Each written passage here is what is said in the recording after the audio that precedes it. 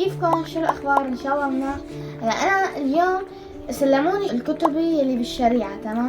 يعني مثل أخلاق، عقيدة إسلامية، شو كمان في إملاء استغفار، حديث نبوي، ونحو تطبيق يعني عربي، وسيرة نبوية. اللهم صل على سيدنا محمد، تمام؟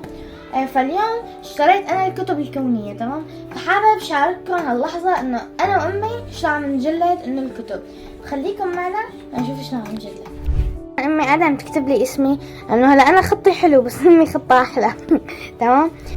فهلا هلا أمي عم تجلد لي إياهم للكتب. شوف شلون.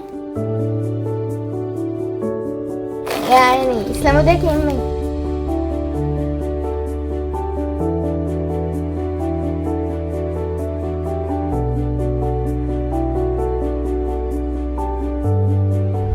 شفتوا انه امي قاعده عم تظبط لي اياه وهيك، تمام؟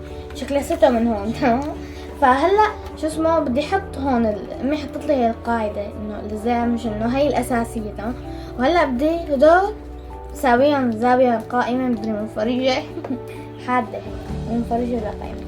فلا انا بس لحسابي كتاب واحد معكم، لانه مثل ما شايفين شوفي كتار في انجليزي وفرنسي ورياضيات وعلم احياء وتاريخ وتربيه، في كذا شغله، تمام؟ فهلا شوفوا شو حسابي.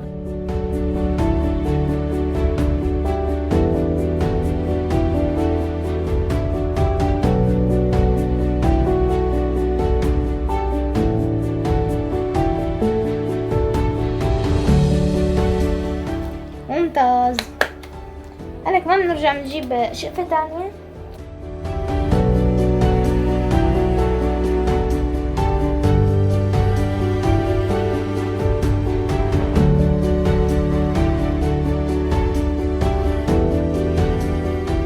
والله شايفين لكم شغلة التجليد والتلزيق ما بتناسبنا بالمرة، هاي الشغلة لأمي الصراحة، تمام؟